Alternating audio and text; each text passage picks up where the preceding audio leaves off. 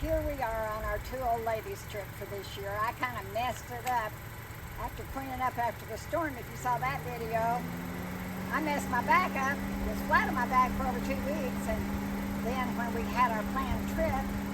But today at least we're going to go to the quilt show where Carolyn's entered 2 quilts, and we'll show you those and learn a little bit about quilting at least on our trip this year. Won't be a very long one, but maybe next year. Of course, Carolyn had to do the driving, but we made it to Tahlequah, where the Cherokee Nation sponsors its annual quilt show.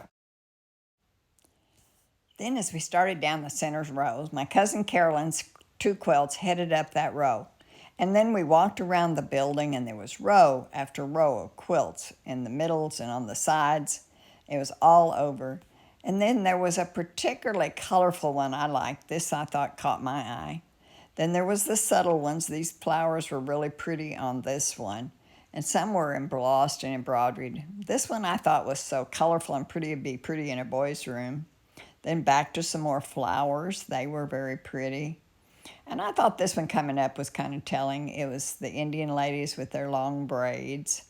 And then this one's just colors that my daughter would have loved to have a quilt like that color. And then there was a subtle baby's quilt with the precious moments embossed on it. It was very pretty. This one had a name which I can't remember that Carolyn told me about. Then she's going to educate me. This is the log cabin pattern. But I don't see the logs in it. Well, it's there. I thought it should look like a stack of logs or a cabin. The log cabin trail. Okay, you quilters know. Of course, educating me on quilts was hard for her to do. There was the theme winner, and then, of course, I thought this one was particularly nice with the theme.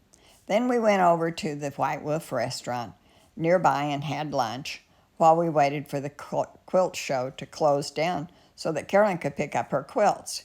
Then we went to get her quilt. Here's the one with the wolf centered in this quilt. And then, of course, living part-time in Arizona, she had to do a Southwest theme. And on the way home, we were treated to an Oklahoma sunset with beautiful silver linings in the clouds.